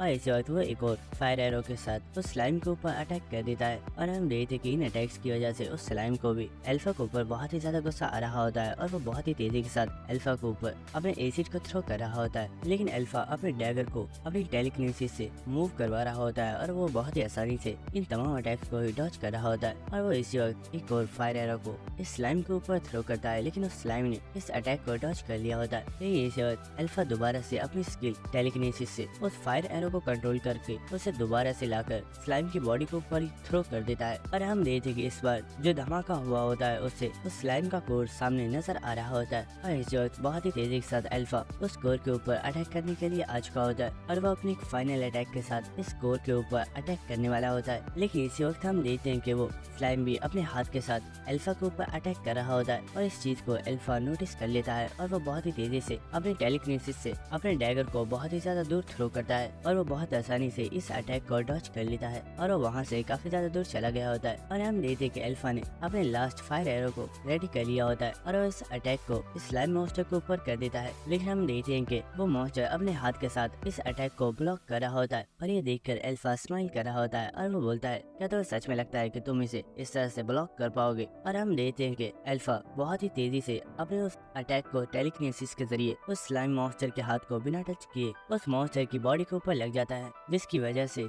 इस स्लाइम का कोर डिस्ट्रॉय हो जाता है। और इसी के साथ हम देखते हैं कि उस स्लाइम की पूरी बॉडी एसिड के साथ फूलना स्टार्ट हो जाती है और इस वक्त यहाँ पर एक बहुत ही बड़ा धमाका होता है और इस एसिड से बचने के लिए अल्फा यहाँ से बहुत ही तेजी के साथ भागता हुआ जा रहा होता है, क्योंकि इस पूरे एरिया में इस मॉन्स्टर का एसिड बहुत ही तेजी के साथ फैल रहा होता है। और इस वक्त अल्फा अपने डैगर को टेलीकिनेसिस के साथ एक दरख्त के ऊपर बांध देता है और वो बहुत ही तेजी से इस दरख्त पर चढ़ जाता है, जिससे उसने बहुत ही आसानी से अपनी जान बचा ली होती है। और हम देखते हैं कि ये एसिड पूरे एरिया में फैल जाता है, जिसकी वजह से ये सारा एरिया ही डिस्ट्रॉय हो जाता है। और हमें कुछ देर बाद का सीन दिखाया जाता है जब ये एसिड मुकम्मल तौर पर शांत हो गया होता है, जिसके बाद अल्फा भी नीचे आ जाता है और वह चलते हुए सामने की तरफ जा रहा होता है। और हमें दिखाया जाता है कि यहाँ पर उस स्लाइम मॉन्स्टर की बॉडी के अंदर से एक क्रिस्टल निकला होता है, जिसे अल्फा अपने पास रख लेता है और वो सोच रहा होता है ये स्टोन इतना ज्यादा पावरफुल है कि अगर मैं इसे एब्सॉर्ब कर लेता हूँ तो मैं अपने सेकंड मैजिक सर्कल को भी ओपन कर लूंगा। और इसी वक्त अल्फा इस स्टोन को एब्सॉर्ब करना स्टार्ट कर देता है और उसने बहुत ही आसानी से इस स्टोन को एब्सॉर्ब कर लिया होता है। इसके बाद हमें नेक्स्ट सीन जहाँ पर एबी हो रहा होता है, जब तुमने ये बोला था कि तुम्हारे पास 3 सालों का एक्सपीरियंस है तो मैं यही सोच रहा था कि तुम बस फेंक रहे हो, लेकिन तुमने सच में इसे प्रूव कर दिया है क्योंकि तुम जिंदा वापस आ गए हो। लेकिन आखिर तुम्हारी टीम मेंबर्स के साथ क्या हुआ है? उनमें से कोई भी जिंदा क्यों नहीं बचा? तो अल्फा बोल रहा होता है, सर जब हम उस डंजन में आर्टिफैक्ट्स को तलाश कर रहे थे तो उस वक्त हमारा सामना उस डंजन के बॉस मॉन्स्टर से हो गया था और वो बॉस मॉन्स्टर कोई नॉर्मल मॉन्स्टर नहीं था बल्कि वो एक गोल्डन स्लाइम था। और ये बात सुनकर एविस काफी ज्यादा हैरान हो जाता है और वो बोलता है, क्या गोल्डन स्लाइम? अगर सच में वहाँ पर गोल्डन स्लाइम था तो इसका मतलब है कि वो तो उन तमाम आर्टिफैक्ट्स को खा गया होगा और तुम्हें वहाँ पर कोई भी आर्टिफैक्ट्स नहीं मिले होंगे। तो अल्फा बोल रहा होता है, सर ये बात सच है, मेरी टीम के जितने भी मेंबर्स थे वो सभी न्यूबी थे और जब हम बॉस मॉन्स्टर के साथ फाइट कर रहे थे तो वो बहुत ही इजीली उस मॉन्स्टर के हाथों मारे गए और सिर्फ मैं ही सर्वाइव करके वापस आ पाया हूँ। अल्फा की बात सुनकर एबिस सोच रहा होता है ये एक बहुत ही बड़ा लॉस है, क्योंकि उस डंजन के अंदर टोटल 12 टीम्स गई थी और वहाँ पर मौजूद तमाम आर्टिफैक्ट्स बहुत ही ज्यादा कीमती थे, लेकिन उनमें से हमें कुछ भी नहीं मिला है। और सबसे बड़ी प्रॉब्लम तो ये है कि ये लड़का वहाँ से जिंदा वापस आ गया है। क्या मुझे सच में इसे एक ई रैंक बनाना होगा? और इसी के साथ एबिस बोलता है, लड़के मैंने तुम्हें बोला था कि तुम्हें सर्वाइव करके उस डंजन में से वापस आना है, लेकिन तुम्हारे सर्वाइव करने से हमें कोई भी फायदा नहीं हुआ है और हमें सिर्फ लॉस ही हुआ है, क्योंकि हमने 4 और लोगों को खो दिया। और तुम भी सर्वाइव सिर्फ इस वजह से कर पाए हो क्योंकि तुमने उस स्लाइम मॉन्स्टर से फाइट नहीं की होगी, बल्कि तुम वहाँ पर छुप गए होगे और मौका मिलने पर वहाँ से भाग गए। इसकी बात सुनकर अल्फा बोल रहा होता है, एविस तुम्हारे अंदर पेशेंस बिल्कुल भी नहीं है, पहले मेरी पूरी बात तो सुन लो। और इसी वक्त वो अपने हाथ पर से एक कपड़े को खो रहा होता है और साथ ही वो बोल रहा होता है, तुमने बोला कि मैं वहाँ पर छुप गया था और मौका मिलने पर मैं वहाँ से भाग आया हूँ, लेकिन सच बात तो ये है कि मैं उस गोल्डन स्लाइम को मार कर खा गया हूँ। और हमें दिखाया जाता है कि अल्फा के हाथों में अब 2 सर्कल्स मौजूद होते हैं और ये देखकर एबिस बहुत ही ज्यादा शॉक हो गया होता है और वो बोलता है, क्या तुमने सच में उस गोल्डन स्लाइम को हरा दिया था? इतने कम टाइम में सेकंड सर्कल उस वक्त अवेकन हो सकता है जब तुम एक बहुत ही ज्यादा पावरफुल स्टोन को एब्सॉर्ब कर लो, यानी कि तुमने सच में उस गोल्डन स्लाइम को हरा दिया है। जिसके बाद अल्फा बोलता है, सर मैंने इस डंजन को अकेले ही क्लियर कर दिया है और मुझे लगता है कि आपको भी अब मुझे ई रैंक दे देनी चाहिए। लेकिन इस वक्त एबिस बोलता है, डी रैंक? मैं तुम्हें डी रैंक दूंगा। और ये सुनकर अल्फा काफी ज्यादा हैरान होता है और वो बोलता है, बट लेकिन इस वक्त एबिस काफी ज्यादा खुश होते हुए बोलता है, सिर्फ डी रैंक नहीं बल्कि मैं तुम्हें सी रैंक देने के लिए भी तैयार हूँ अगर तुम मेरे साथ काम करते हो। तो क्या ख्याल है, क्या तुम एक सी रैंक हंटर बनने के लिए तैयार हो? और हमें नेक्स्ट सीन दिखाया जाता है जहाँ पर अल्फा ने एबिस के साथ किसी कॉन्ट्रैक्ट को साइन कर लिया होता है और इसी के साथ अल्फा सोच रहा होता है, मैंने अभी सिर्फ अपने सेकंड सर्कल को अवेकन किया है और मुझे अभी से एक सी रैंक हंटर बना दिया गया है। लेकिन सी रैंक हंटर सिर्फ उन्हीं लोगों को बनाया जाता है जिनके पास 3 मैजिक सर्कल्स मौजूद होते हैं। और अल्फा हमें बता रहा होता है, हमारी इस वर्ल्ड में हंटर की 3 तरह की कैटेगरीज होती है, जिसमें से फर्स्ट वेटरन हंटर है, इसके बाद सेकंड जूनियर हंटर है और थर्ड नोविस हंटर है। और अब मैं एक जूनियर हंटर बन चुका हूँ। और इसी के साथ एबिस अल्फा को देखते हुए सोच रहा होता है, ये बात सच है कि एक पावरफुल माना स्टोन को एब्जॉर्ब करते ही तुम अपने नेक्स्ट सर्कल को अवेकन कर सकते हो, लेकिन ऐसा सिर्फ उसी वक्त पॉसिबल हो सकता है जब तुम्हारा फाइटिंग एक्सपीरियंस बहुत ही ज्यादा हाई हो, वरना वो माना स्टोन भी वेस्ट हो जाता है। और इसी के साथ एबिस हंसते हुए सोच रहा होता है, ये लड़का बहुत ही ज्यादा ज्यादा टैलेंटेड है और ये मुझे बहुत ही आगे लेकर जाएगा, मुझे इसकी जरूरत है। और इसी के साथ वो काफी ज्यादा खुश हो रहा होता है और ये देखकर और इसको इस तरह मुस्कुराते हुए देखकर अल्फा भी समझ गया होता है कि इसके दिमाग में क्या चल रहा है। और इसी के साथ अल्फा सोच रहा होता है वैसे मुझे इस चीज से कोई भी फर्क नहीं पड़ता क्योंकि मैंने अब अपने सेकंड सर्कल को अवेकन कर लिया है और अब बस मुझे कुछ दिन का वेट करना है क्योंकि बहुत ही जल्दी एक रेड रैंक की डंजन ओपन होने वाली है जिसमें टोटल 100 पीपल्स हिस्सा लेने वाले हैं और वो एक ऐसी डंजन है जिसके अंदर बहुत ही ज्यादा पावरफुल और बड़ी गिल्ड्स हिस्सा लेने वाली है। और क्योंकि मुझे भी उस डंजन के अंदर हिस्सा लेना है इसलिए मुझे खुद को और भी ज्यादा स्ट्रॉन्ग बनाना होगा। जिसके बाद अल्फा एबिस से बोलता है सर एबिस मुझे आपसे एक फेवर चाहिए थी, क्या आप मुझे एक फेवर कर सकते हैं? तो एबिस बोल रहा होता है अल्फा अब तुम एक सी रैंक हंटर हो, अगर तुम्हें मुझसे कभी भी कोई भी फेवर चाहिए तो तुम मुझसे बिना किसी हेजिटेशन के पूछ सकते हो। तो अल्फा बोलता है मुझे कुछ पैसों की जरूरत है, क्या तुम मुझे कुछ पैसे दे सकते हो? और ये बात सुनकर एबिस काफी ज्यादा खामोश हो गया होता है और इसी के साथ उसे अल्फा के ऊपर काफी ज्यादा गुस्सा आ रहा होता है और वो सोच रहा होता है ये कमीना अभी इसने मुझे कोई फायदा तो किया नहीं है और ये उल्टा मुझे ही लूटने पर लगा हुआ है। इसके बाद नेक्स्ट आ जाता है अल्फा एबिस से पैसे लेकर उस बिल्डिंग में से बाहर आ चुका होता है और वो चलते हुए सोच रहा होता है मेरे पास इस वक्त जो पैसे हैं वो बिल्कुल इनफ नहीं है और मुझे और भी बहुत ज्यादा पैसों की जरूरत है क्योंकि वो आइटम्स जिन्हें मैं फाइटिंग के लिए डंजन में यूज किया करता था वो बहुत ही ज्यादा एक्सपेंसिव है और इतने कम पैसों के साथ मैं उन्हें नहीं खरीद सकता, इसलिए मुझे अपने पैसों को किसी सही जगह पे इन्वेस्ट करना चाहिए। और हमें दिखाया जाता है कि अल्फा असलियत में इस वक्त स्लेव मार्केट में आ चुका होता है और इसी वक्त अल्फा के पास एक मर्चेंट आ जाता है और बोल रहा होता है सर आपको देखने से ही लग रहा है कि आप एक हंटर हैं, तो बताइए क्या आप यहाँ पर स्लेव खरीदने के लिए आए हैं? तो अल्फा बोलता है हाँ मुझे यहाँ स्लेव चाहिए। तो वो पर्सन बोल रहा होता है सर आपको किस तरह का स्लेव चाहिए, क्या आपको कोई स्लेव वॉरियर चाहिए या फिर आप कोई ऐसा स्लेव चाहते हैं जिसे आप चारे के तौर पर यूज कर पाए? तो अल्फा बोलता है मुझे एक स्लेव के बारे में पता है, मैं उसे खरीदना चाहता हूँ, तुम बस मुझे रास्ता दिखाओ। और हमें दिखाया जाता है कि वो चलते हुए एक बेसमेंट पनिशमेंट एरिया में आ चुके होते हैं और इसी के साथ वो पर्सन बोल रहा होता है सर क्या आपको पूरा यकीन है कि वो पर्सन आपको यहीं पर मिलेगा? ये वो जगह है जहाँ पर तमाम कैदियों को पनिश किया जाता है जो अपने मास्टर्स की बात नहीं मानते। और इसी वक्त वो पर्सन अल्फा को एक कैदी के पास ले आया होता है और वो बोल रहा होता है सर आपने जिस पर्सन का हुलिया बताया था मेरे ख्याल से वो पर्सन यही है, लेकिन ये पर्सन यहाँ पर मुझे तमाम प्रिजनर्स में सबसे ज्यादा खतरनाक है। कस्टमर मुझे लगता है आपको एक बार फिर से सोच लेना चाहिए क्योंकि ये स्लेव अपने किसी भी मास्टर की बात नहीं मानता है और इसकी बहुत ही ज्यादा कंप्लेंट्स आती हैं। तो अल्फा बोलता है हाँ मैं जानता हूँ, मुझे यही लड़का चाहिए। और इस पर्सन को देखते हुए अल्फा सोच रहा होता है ये वो पर्सन है जिसकी मुझे तलाश थी। अब से कई साल बाद एक हीरो पोलार जो कि एक बहुत ही ज्यादा पावरफुल फाइटर थी उसे किसी पर्सन ने किल कर दिया था और बाद में पता चला कि उस हीरो का एक डिसेबल भी था जिसने उस हीरो के किलर्स को खत्म कर दिया था और वो पर्सन और कोई नहीं बल्कि यही था डिबो। जिसके बाद डिबो काफी ज्यादा एटीट्यूड में अल्फा से बोलता है तुम प्रिटेंड तो ऐसे कर रहे हो जैसे मैं तुम्हें जानता हूँ, यहाँ से दफा हो जाओ, मुझे तुम्हारे साथ नहीं जाना। तो ये बात सुनकर वो मर्चेंट बोल रहा होता है सर प्लीज मुझे माफ कीजिएगा, ये स्लेव बहुत ही ज्यादा बदतमीज है, हम इसे बहुत बार पनिश कर चुके हैं लेकिन ये हमारी बात नहीं मानता। लेकिन इसी के साथ अल्फा मुस्कुराते हुए बोलता है नहीं मुझे यही चाहिए। और इसी के साथ अल्फा डिबो के बारे में सोच रहा होता है डिबो की पर्सनैलिटी ही नहीं बल्कि इस पर्सन के जैसा और कोई भी नहीं बन सकता क्योंकि लास्ट बैटल में इसने बहुत ही अच्छे से फाइट की थी, यहाँ तक कि इसने बहुत ही ज्यादा पावरफुल मॉन्स्टर्स को किल किया था। और मैं भी डिबो के बारे में ये चीज सोचा करता था कि अगर उसे स्टार्टिंग से ही सही तरीके से ट्रेन किया जाता तो वो आज मुझसे भी ज्यादा स्ट्रॉन्ग बन जाता। और इसी के साथ हम देखते कि डिबो उस जेल में से बाहर आ गया होता है और वो बुरा होता है तुम दिखने में तो बिल्कुल एक यंग मास्टर लगते हो, क्या तुम किसी रिच फैमिली से यहाँ पर आए हो? अगर तुम्हें लगता है कि तुम्हारी इतनी औकात है कि मुझे खरीद सकते हो तो ठीक है, अगर तुम मुझे खरीदना चाहते हो तो तुम्हें मुझे $1 मिलियन देने होंगे। और ये बात सुनकर अल्फा सोच रहा होता है $1 मिलियन एक बहुत ही बड़ी कीमत है, लेकिन डिबो को इस वक्त पैसों की बहुत ही ज्यादा जरूरत है क्योंकि इसकी बहन एक बहुत ही बड़ी डिजीज की शिकार है और अगर जल्दी इसका इलाज नहीं किया गया तो उसकी डेथ हो जाएगी। और इसी के साथ डिबो बोल रहा होता है अगर तुम्हारे पास इतने पैसे नहीं है तो तुम यहाँ से दफा हो सकते हो, मैं तुम्हारे साथ नहीं जा रहा। लेकिन इस वक्त अल्फा अपने बैग में से $1 मिलियन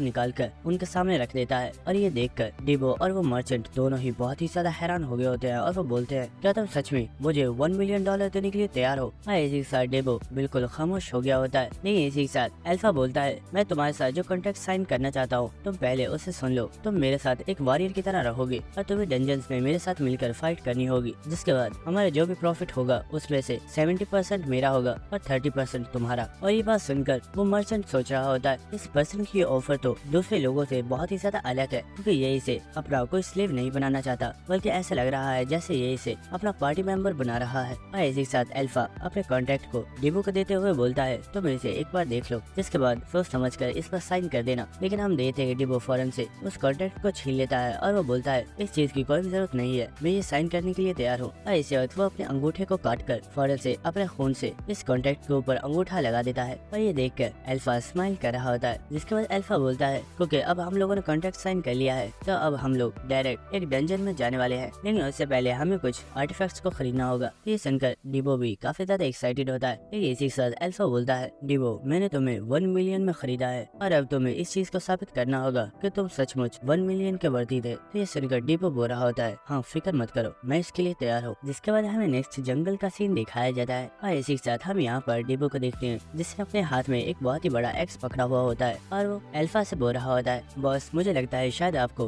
कोई मिसअंडरस्टैंडिंग हो गई है। मैंने आपसे बोला था कि मुझे एक लॉन्ग स्वॉर्ड चाहिए, लेकिन आप मेरे लिए एक एक्स ले आए हैं। मुझे लगता है हमारे पास अब भी टाइम है, आपको इस एक्स को वापस करके मेरे लिए एक लॉन्ग स्वॉर्ड ले आनी चाहिए, क्योंकि मैंने पहले कभी भी एक एक्स को यूज नहीं किया है। तो अल्फा बोलता है, तुम आज के बाद लॉन्ग स्वॉर्ड नहीं बल्कि एक एक्स को ही यूज किया करोगी, और अगर तुम्हें ये पसंद नहीं है तो हम अपने कॉन्ट्रैक्ट को यहीं पर खत्म कर सकते हैं। ये सुनकर डिबो बोलता है, अरे नहीं, ऐसा करने की जरूरत नहीं है, मैं एक्स को भी बहुत अच्छे से इस्तेमाल कर सकता हूँ। जिसके बाद हम देखते हैं कि ये दोनों ही डंजन गेट के पास आ चुके होते हैं और इसी के साथ हम देखते हैं कि इस डंजन में टोटल 8 पीपल्स की एंट्री है। इसके बाद डिबो बोलता है, बॉस आखिर हमारे बाकी के टीम मेंबर्स कहाँ पर हैं? इस डंजन के अंदर टोटल 8 पीपल्स जाने वाले हैं और मुझे लगता है क्योंकि आपके पास काफी ज्यादा पैसा है इसलिए आपने अपनी टीम में काफी अच्छे वॉरियर्स को रखा होगा। वैसे अगर उनमें एक हीलर हो तो ये और भी ज्यादा अच्छा है, क्योंकि मुझे अक्सर हीलर की जरूरत पड़ती रहती है। लेकिन हम देखते हैं कि अल्फा तो खामोशी से उसकी शक्ल को ही देख रहा होता है और ये देखकर डिबो काफी ज्यादा हैरान हो जाता है और वो बोलता है, बॉस आखिर आप मुझे ऐसे क्यों देख रहे हो? कहीं ऐसा तो नहीं कि हमारी टीम में हम सिर्फ 2 ही लोग हैं? लेकिन अल्फा बोलता है, फिक्र मत करो, हमारी टीम में इनफ मेंबर्स मौजूद हैं। ये सुनकर डिबो भी शांत हो जाता है और वो बोलता है, बॉस आपने तो मुझे डरा ही दिया था। लेकिन इसी के साथ हम देखते हैं कि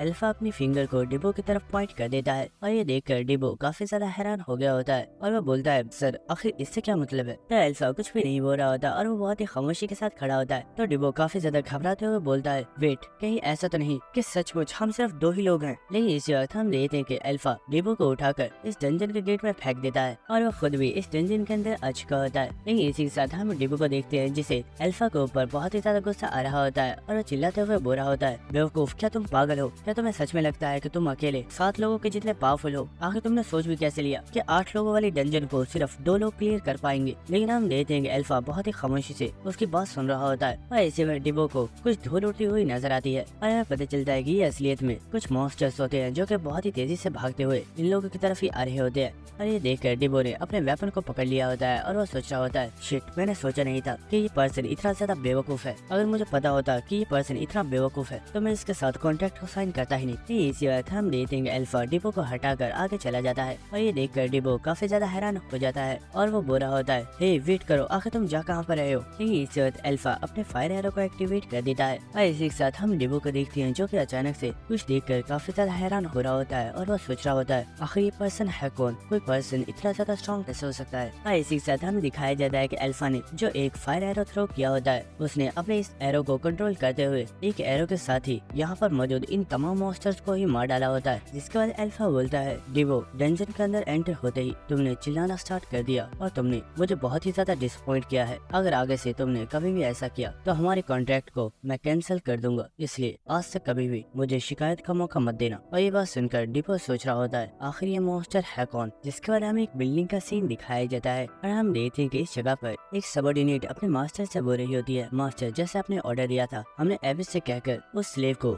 एक हंटर बनवा दिया है। और इतना ही नहीं बल्कि वो स्लेव भी बहुत ही ज्यादा टैलेंटेड है, क्योंकि वो डायरेक्ट एक सी रैंक का हंटर बन गया है। ये सुनकर वो पर्सन बोल रहा होता है, ये चीज तो और भी ज्यादा अच्छी है, क्योंकि हमारे प्लान को एग्जीक्यूट करने के लिए मुझे उस पर्सन की जरूरत है। जिसके बाद वो पर्सन इस लड़की को यहाँ से भेज देता है और इसी के साथ हमें इस पर्सन को दिखाया जाता है और इसी के साथ वो पर्सन बोल रहा होता है, लड़के, मैंने तुमसे काफी ज्यादा उम्मीदें लगाई हुई हैं, लेकिन क्या तुम इन उम्मीदों पर पूरा उतर पाओगे? और दोस्तों, यहाँ पर हमें इस पर्सन के बारे में नहीं बताया गया कि ये कौन है, लेकिन शायद हमें इसके बारे में आगे पता चले। इसके बाद हमें नेक्स्ट डंजन का सीन दिखाई जाता है जहाँ पर इन लोगों ने तमाम मॉन्स्टर्स को मार डाला होता है और इसी के साथ डिबो बोल रहा होता है, मास्टर, आपके कहने पर मैंने यहाँ पर मौजूद तमाम माना स्टोन्स को कलेक्ट कर लिया है और हमारे पास टोटल 27 माना स्टोन्स हो गए हैं। तो अल्फा बोल रहा होता है, ठीक है, हमें अब आगे चलना चाहिए। जिसके बाद हमें दिखाया जाता है कि वो चलते हुए इस जगह में आगे जा रहे होते हैं और इसी के साथ डिबो सोच रहा होता है, ये पर्सन बहुत ही ज्यादा स्ट्रॉन्ग है, मुझे यहाँ पर किसी एक मॉन्स्टर से भी फाइट नहीं करनी पड़ी और इस पर्सन ने बहुत ही आसानी से तमाम मॉन्स्टर्स को किल कर दिया। और इसी के साथ वो काफी ज्यादा खुश होते हुए बोल रहा होता है, इस पर्सन ने मुझे बहुत ही ज्यादा अच्छी ऑफर दी हुई है, यानी कि हमें जितना भी प्रॉफिट होगा उसमें से 30% मेरा है और 70% इसका है। और अगर मुझे मॉन्स्टर से फाइट ही नहीं करनी पड़ेगी तो इस तरह मुझे बहुत ही ज्यादा फायदा होगा और मैं बहुत ही आसानी से बहुत ही ज्यादा पैसे कमा सकता हूँ। और इसी के साथ हमें दिखाया जाता है कि ये एक जगह पर पहुंच गए होते हैं जहाँ पर और भी इसी तरह के मॉन्स्टर्स मौजूद होते हैं। और इन्हें काउंट करने के बाद डिपो बोल रहा होता है, बॉस यहाँ पर टोटल 9 मॉन्स्टर्स मौजूद है और आप बहुत आसानी से इन्हें हरा सकते हैं। जिसके बाद अल्फा बोलता है, हाँ ये मॉन्स्टर्स काफी ज्यादा कम है, जाओ और जाकर इन सभी को किल कर दो। और ये सुनकर डिपो काफी ज्यादा हैरान हो गया होता है और वो बोलता है व्हाट। और इसी के साथ वो अल्फा के फेस को देखता है और वो सोच रहा होता है, मुझे लगता है ये पर्सन मेरे साथ कोई मजाक नहीं कर रहा, इन मॉन्स्टर्स को मुझे ही मारना होगा। और हमें नेक्स्ट सीन दिखाया जाता है कि डिपो बहुत ही तेजी के साथ इन मॉन्स्टर्स के ऊपर अटैक करने के लिए चला जाता है और वो अपने एक ही अटैक के साथ एक मॉन्स्टर को 2 टुकड़ों में कट कर देता है। और आवाज को सुनकर यहाँ पर सभी मॉन्स्टर जाग गए होते हैं और इन मॉन्स्टर्स को देखकर डिपो सोच रहा होता है, मुझे लगा था मेरा बॉस क्रेजी है, लेकिन सच में वो एक बहुत ही बड़ा क्रेजी बास्टर्ड है। क्या मुझे सच में इस बेकार वेपन के साथ इन सभी मॉन्स्टर्स को हराना होगा? और हम देखते हैं कि वो तमाम मॉन्स्टर्स डिबो के ऊपर अटैक करने के लिए आ रहे होते हैं और डिबो बहुत ही तेजी के साथ इन मॉन्स्टर्स के साथ फाइट करना स्टार्ट कर देता है। और डिबो की फाइट को अल्फा भी देख रहा होता है और वह सोच रहा होता है, डिबो का फाइटिंग स्टाइल इस वक्त बहुत ही ज्यादा खराब है क्योंकि उसने आज से पहले कभी भी एक एक्स को यूज नहीं किया है, लेकिन बहुत ही जल्दी उसे ये रियलाइज हो जाएगा कि एक एक्स उसके लिए बिल्कुल परफेक्ट है। और इसी वक्त हम देखते हैं कि एक मॉन्स्टर डिबो के ऊपर अटैक करने के लिए आ रहा होता है, लेकिन डिबो बहुत ही तेज रफ्तार के साथ अपने एक्स के साथ मॉन्स्टर के टुकड़े टुकड़े कर देता है। और हम देखते हैं कि वो बहुत ही तेजी के साथ इन मॉन्स्टर्स के साथ फाइट कर रहा होता है। और ये देखकर अल्फा सोच रहा होता है, जितना मैंने सोचा था डिबो उससे काफी ज्यादा टैलेंटेड है क्योंकि उसने बहुत ही जल्दी एक एक्स को इस्तेमाल करना सीख लिया है। और हम देखते हैं कि डिबो बहुत ही तेजी के साथ यहाँ पर मौजूद इन तमाम मॉन्स्टर्स खत्म कर देता है। लेकिन इसी वक्त डिबो को अर्थ के बहुत ही ज्यादा हिलने का एहसास होता है और ये देखकर वो अल्फा से बोलता है, बॉस आखिर ये क्या हो रहा है, क्या यहाँ पर कोई अर्थक्वेक आ रहा है? लेकिन इसी वक्त डिबो देखता है कि ये आवाज पहाड़ी के अंदर से आ रही होती है और इसी वक्त एक जगह से वो पहाड़ी टूट जाती है और वहाँ से किसी मॉन्स्टर का एक बहुत ही बड़ा पैर निकलकर सीधा डिबो के ऊपर अटैक कर देता है। लेकिन डिबो ने बहुत ही तेजी से इस अटैक को डॉज कर लिया होता है और इस चीज को देखकर डिबो काफी ज्यादा हैरान हो गया होता है और वो बुरा होता है, ये क्या बकवास है, क्या अब हमें इस मॉन्स्टर से फाइट करनी होगी? और इसी के साथ हमें दिखाया जाता है कि ये असलियत में एक बहुत ही बड़ा ट्री मॉन्स्टर होता है और वो मॉन्स्टर एक बार फिर से डिबो के ऊपर अटैक कर देता है। लेकिन अल्फा बहुत ही तेजी से डिबो को बचा लेता है और वो उसे दूर फेंक देता है। और इसी वक्त अल्फा अपने फायर एरो को एक्टिवेट करता है और इस एरो को इस ट्री के ऊपर थ्रो कर देता है। और ये देखकर डिबो सोच रहा होता है, यस बॉस ने अपने मैजिक को यूज किया है, बॉस का फायर मैजिक बहुत ही आसानी से इस ट्री को हरा देगा। लेकिन इसी वक्त हम देखेंगे उस ट्री ने तो बहुत ही आसानी से अपनी जड़ों के साथ इस अटैक को ब्लॉक कर लिया होता है। और ये देखकर अल्फा भी काफी ज्यादा हैरान होता है। लेकिन इसी वक्त वो अपने एक और अटैक को इस ट्री के ऊपर कर देता है और इसी वक्त वो टेलीकिनेसिस को यूज करते हुए उस एरो को इस ट्री के इर्द गिर्द घुमाना स्टार्ट कर देता है और वो उसकी बैक पर इस एरो के साथ अटैक करने वाला होता है। लेकिन वो ट्री बहुत ही आसानी से अपनी एक टहनी के साथ इस अटैक को भी ब्लॉक कर लेता है। और ये देखकर अल्फा बहुत ही ज्यादा हैरान हो गया होता है और वो सोच रहा होता है, इस मॉन्स्टर ने तो मेरे इस अटैक को भी ब्लॉक कर लिया। और हम देखते हैं कि वो मॉन्स्टर यहाँ पर काफी ज्यादा स्माइल कर रहा होता है और इसी के साथ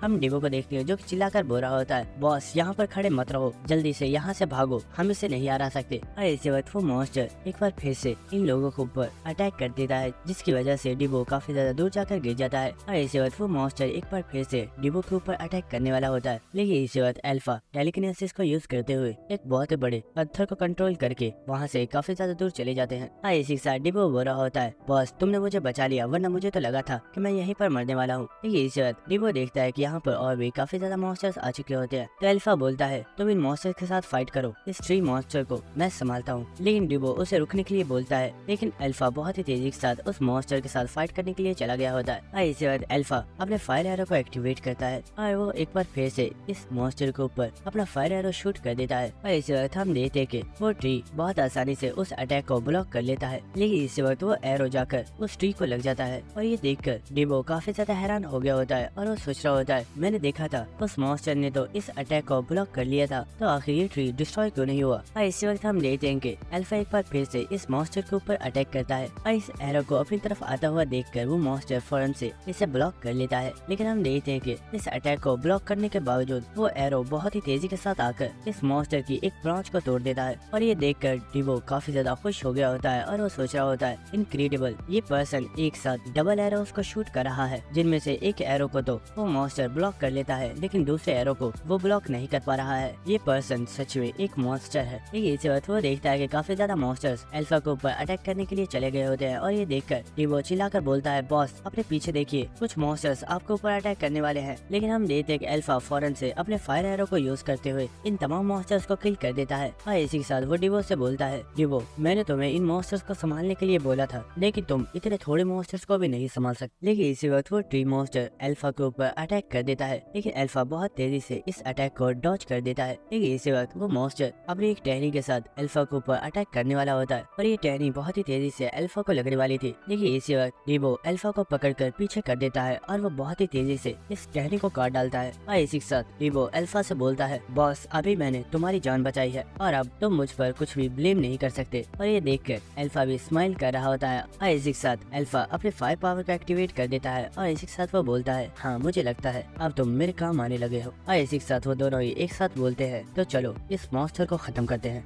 इसके बाद हम देखते हैं कि डीबो बहुत ही तेजी के साथ इस मॉन्स्टर के ऊपर अटैक करने के लिए आगे बढ़ जाता है। और इसी के साथ अल्फा ने भी अपने फायर एरोज के साथ मॉन्स्टर के ऊपर अटैक कर दिया होता है और इन फायर एरोज को वो मॉन्स्टर भी देख लेता है और वो बहुत ही तेजी से इन एरोज को ब्लॉक करने वाला होता है। लेकिन इसी वक्त डीबो यहाँ पर आकर इस दरख्त की इन टहनियों को काट देता है। इसकी वजह से वो फायर एरोज बहुत ही तेजी से जाकर उस दरख्त को लग जाते हैं। लेकिन इसी वक्त अल्फा देखता है कि वो ट्री अपनी दो टहनियों से एक साथ डीबो के ऊपर अटैक कर रहा है। लेकिन इसी वक्त अल्फा डीबो से बोलता है, डीबो तुम लेफ्ट साइड को संभालो और मैं राइट साइड को संभालता हूँ। तो ये सुनकर डीबो भी इसके लिए मान गया होता है और वो फौरन से लेफ्ट साइड पर अटैक कर देता है और अल्फा ने भी इस ट्री की राइट साइड पर अटैक कर दिया होता है। और इसी के साथ हम देखते हैं कि डीबो बहुत ही तेजी के साथ इस दरख्त की बहुत ही ज्यादा ब्रांचेस को काट रहा होता है। लेकिन इसी वक्त एक टहनी बहुत ही जोर से आकर डीबो को लग जाती है, जिसकी वजह से वो बहुत ही ज्यादा इंजर्ड हो जाता है और डीबो उस मॉन्स्टर के मुंह के अंदर गिर रहा होता है। लेकिन इसी वक्त अल्फा एक पत्थर को उड़ाते हुए डीबो को बचा लेता है। लेकिन इसी वक्त वो मॉन्स्टर अटैक करके इस पत्थर को भी तोड़ देता है, जिसकी वजह से डीबो नीचे गिरा होता है। तो ये देखकर अल्फा फौरन से यहाँ पर और भी बहुत ही ज्यादा पत्थरों को हवा में ऊपर उड़ा देता है और इनमें से एक पत्थर के ऊपर डीबो होकर बैठ जाता है। और जब वो मॉन्स्टर डीबो के ऊपर अटैक करता है, डीबो बहुत ही तेजी के साथ इन पत्थरों के ऊपर भागता हुआ इस मॉन्स्टर के ऊपर एक बहुत ही जोरदार अटैक करने के लिए चला जाता है। और इसी वक्त वो अपने एक्स के साथ इस मॉन्स्टर की आंख को फोड़ देता है। लेकिन डीबो का एक्स उस मॉन्स्टर की आंख के अंदर ही फंस जाता है और वो मॉन्स्टर काफी ज्यादा हिलना स्टार्ट कर देता है, जिसकी वजह से डीबो बहुत ही जोर से जाकर पहाड़ी के ऊपर गिर जाता है। लेकिन इस चीज से डीबो को कोई भी फर्क नहीं पड़ा होता। और इसी वक्त डीबो बहुत ही जोर से जंप लगाकर उस मॉन्स्टर की दूसरी आंख की तरफ चला जाता है। और इसी वक्त हम अल्फा को देखते हैं, जो कि अपनी पावर से डीबो के एक्स को निकाल कर उसे दोबारा से डीबो की तरफ फेंक देता है, जिसे डीबो ने भी कैच कर लिया होता है और वो एक बहुत ही जोरदार अटैक करके इस मॉन्स्टर की दूसरी आंख को भी फोड़ देता है, जिसकी वजह से वो मॉन्स्टर काफी ज्यादा हिलना स्टार्ट कर देता है। लेकिन डीबो जंप करके उस मॉन्स्टर से काफी ज्यादा दूर आ गया होता है। लेकिन इसी वक्त वो मॉन्स्टर डीबो को खाने के लिए अपने मुंह के साथ अटैक करने वाला होता है। लेकिन इससे पहले कि वो मॉन्स्टर डीबो को नुकसान पहुंचाता, अल्फा अपने फायर एरोज को उसके मुंह के अंदर थ्रो कर देता है और वो एरोज सीधे जाकर उस मॉन्स्टर के क्रिस्टल को लग जाते हैं, जिससे उस मॉन्स्टर की पूरी बॉडी में ही आग लग जाती है, जिसकी वजह से वो मॉन्स्टर जलकर यहीं पर मर जाता है। और इसी वक्त डीबो के पास अल्फा आ गया होता है और वो उससे बोलता है, तुमने काफी ज्यादा अच्छा काम किया। तो डीबो भी उसे थैंक्स बोल रहा होता है। जिसके बाद हमें नेक्स्ट डीबो के घर का सीन दिखाया जाता है, जहाँ पर हम एक छोटी लड़की को देखते हैं, जो कि अपने सामने खाना लेकर बैठी हुई होती है और वो यहाँ पर अपने भाई के लिए प्रेयर कर रही होती है। लेकिन इसी वक्त दरवाजे के ऊपर कोई पर्सन नॉक करता है, तो लड़की भी इस दरवाजे को ओपन कर देती है। लेकिन इसी के साथ वो काफी ज्यादा हैरान हो जाती है, क्योंकि वो देखती है कि ये और कोई नहीं बल्कि डीबो होता है, जो कि उसका बड़ा भाई है। और डीबो को यहाँ पर देखकर वो लड़की काफी ज्यादा खुश हो जाती है और हम देखते हैं कि वो यहाँ पर रोना भी स्टार्ट कर देती है और वो फौरन से डीबो को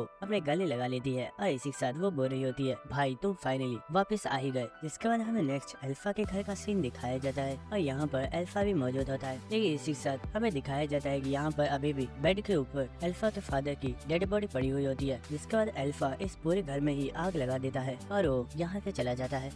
जिसके बाद हमें नेक्स्ट वीक का सीन दिखाया जाता है और हम एबिस को देखते हैं, जो कि अपनी मैनेजमेंट ऑफिस में बैठा हुआ होता है और यहाँ पर वो कुछ फाइल्स को चेक कर रहा होता है। और इसी के साथ वो बोल रहा होता है, 100 मैन गेट डंजन बहुत ही जल्द ओपन होने वाली है और इस डंजन के अंदर टॉप 10 गिल्ड्स के बहुत पावरफुल हंटर्स हिस्सा लेने वाले हैं, लेकिन अभी तक इन चीजों को ऑर्गेनाइज नहीं कर पाया हूँ। और मैंने तो ये भी सुना है कि इस बार गोल्ड मर्चेंट यूनियन गिल्ड की तरफ से तीनों नताशा सिस्टर्स हिस्सा लेने वाली है और उन तीनों के बारे में जो इन्फॉर्मेशन दी गई है उसमें बताया गया है कि वो वो तीनों ही अपने सेकंड सर्कल को अवेकन कर चुकी हैं। लेकिन मैंने बहुत ज्यादा लोगों से ये सुना है कि वो तीनों ही बहुत ही ज्यादा पावरफुल है और उन तीनों ने मिलकर अभी तक बहुत ही ज्यादा पावरफुल डंजन्स को क्लियर किया है। और इसी के साथ एबिस सोच रहा होता है हमारी गिल्ड की तरफ से जो लोग हिस्सा लेने वाले हैं उनमें से कोई भी पर्सन इतना टैलेंटेड नहीं है कि वो उन तीनों सिस्टर्स को हरा पाए। लेकिन इसी के साथ फाइल्स को चेक करते हुए उसके सामने अल्फा की पिक्चर आ जाती है और वो सोच रहा होता है अल्फा काफी ज्यादा टैलेंटेड है, क्या मुझे उसे भी इस डंजन रेड के अंदर हमारी गिल्ड के साथ भेजना चाहिए। लेकिन इसी वक्त कोई पर्सन दरवाजा ओपन करके इस ऑफिस के अंदर आ जाता है और ये देखकर एबिस बोल रहा होता है आखिर कौन है, क्या तुम्हें इतनी भी तमीज नहीं है कि तुम्हें दरवाजे को पहले नॉक करना चाहिए। लेकिन इसी वक्त वो काफी ज्यादा हैरान हो जाता है और वो देखता है कि ये पर्सन और कोई नहीं बल्कि मिस्टर रतन है। और इस पर्सन को यहाँ पर देखकर वो फौरन से खड़ा हो जाता है, जिसके बाद हमें दिखाया जाता है कि एबिस रतन के सामने खड़ा होता है जबकि रतन उसकी कुर्सी के ऊपर ही बैठा हुआ होता है। और इसी के साथ रतन पूछ रहा होता है 100 मैन गेट डंजन की रिपोर्ट का क्या बना है, क्या तुमने तमाम गिल्ड्स की रिपोर्ट को तैयार कर लिया है। तो एबिस बोल रहा होता है सर मुझे माफ कीजिएगा, अभी उस रिपोर्ट में कुछ चीजें हैं जो मुझे क्लियर करनी है, इसलिए रिपोर्ट को रेडी करने में कुछ और टाइम लग जाएगा। जिसके बाद रतन बोलता है अच्छा मुझे ये बताओ क्या हमारी गिल्ड की तरफ से वो लड़का जिसके बारे में मैंने तुम्हें बताया था क्या वो भी हिस्सा ले रहा है। तो एबिस बोल रहा होता है सर मुझे लगता है वो लड़का इतना भी टैलेंटेड नहीं है जितना आप उसे समझते हैं। और सर हमने ये बात उसी के मुंह से सुनी है कि उसने गोल्डन स्लाइम को हराया है, लेकिन मुझे नहीं लगता कि वो लड़का इतना ज्यादा पावरफुल है कि वो एक गोल्डन स्लाइम को हरा सकता है। तो ये सुनकर रतन काफी ज्यादा स्माइल करना स्टार्ट कर देता है और इसी के साथ वो बोलता है एबिस मुझे लगता है हमें उस लड़के का टेस्ट लेना चाहिए। आज हमारी गिल्ड की तरफ से जो हंटर्स एक रेड के लिए जा रहे हैं उन हंटर्स में उस लड़के को भी शामिल कर दो, क्योंकि मैं चाहता हूँ कि इस चीज के बहुत ज्यादा विटनेस होने चाहिए कि उस पर्सन ने इस डंजन को क्लियर किया है। और अगर इस डंजन को भी उस लड़के ने क्लियर कर दिया तो इस बात का तुम्हें भी यकीन करना होगा कि वो लड़का सचमुच पावरफुल है। और दोस्तों इसी के साथ हमारा ये एपिसोड यहीं पर खत्म हो जाता है और कमेंट करके जरूर बताइएगा कि आपको ये सीरीज कैसी लगी। और इसी के साथ अगर आपको वीडियो अच्छी लगी तो मेरे चैनल को सब्सक्राइब कर देना और वीडियो को लाइक और शेयर कर देना। Thank you.